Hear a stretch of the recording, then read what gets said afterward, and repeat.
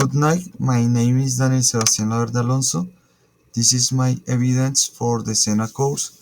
My instructor is Verónica Saldarriaga. The topic is well-being in the workplace and academic environment. Nutrition. I usually eat healthy food like fruits and vegetables. I avoid junk food and beer most of the time. I balance diet with my energy and reduce stress. Sports. I play football twice a week. I also exercise at gym.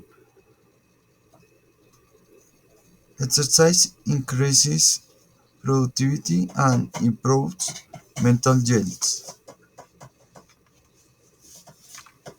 Mental and organization well-being.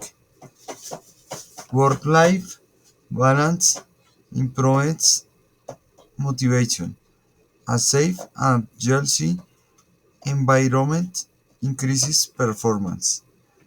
Mental well-being is important for productivity.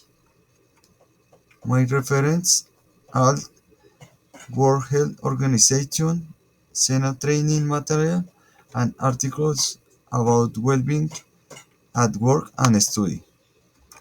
Thank you very much.